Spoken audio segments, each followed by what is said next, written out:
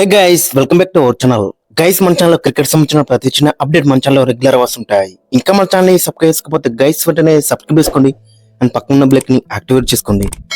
And అదే ఇంకా మన వీడియోని లైక్ చెప్తే గైస్ వెంటనే లైక్ చేసి మన వీడియోలోకి అయితే ఎంటర్ ఇద్దాం. గైస్ తప్పకుండా లైక్ చేయండి. లైక్ చేస్తే మన వీడియో మార్కెట్ కి ఫాస్ట్ రీచ్ అవుతుంది.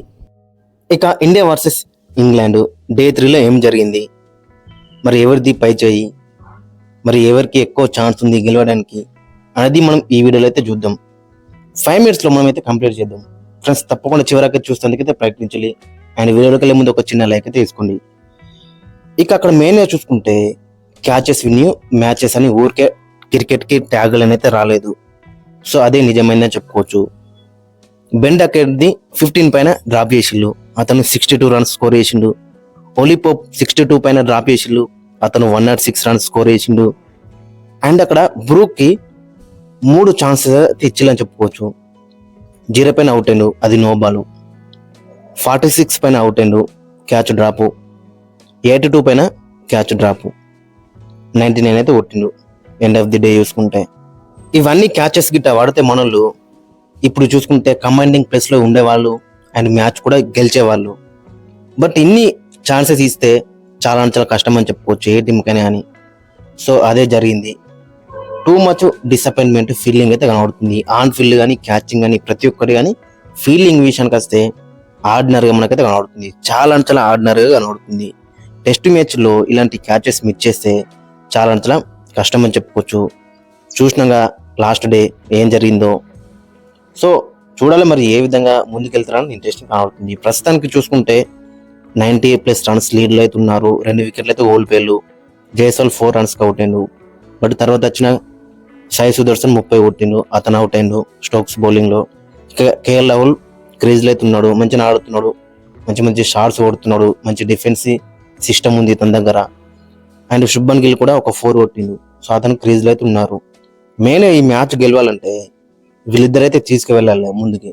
వీళ్ళిద్దరు కలిసి ఒక 100 రన్ పార్ట్నర్షిప్ తీసుకొస్తే ఎక్కువ ఛాన్స్ అయితే ఉంటుంది గెలవడానికి. మెయిన్గా చూసుకుంటే ఫస్ట్ సెషన్లో ఒక్క వికెట్ కూడా పడద్దు. అలా అయితే ఖచ్చితంగా మ్యాచ్ గెలిచే ఛాన్స్ అయితే ఉంటుంది. లేదు ఫస్ట్ సెషన్లో 2-3 వికెట్లు పడితే ఇక చాలా చాలా కష్టం అని చెప్పుకోవచ్చు. వాళ్ళకి మనకి తేడా ఏంటంటే వాళ్ళకు డీప్ బ్యాటింగ్ ఉంది. వాళ్ళ లోయర్ ఆర్డర్ చాలా కాంట్రిబ్యూషన్ అయితే చేసింది.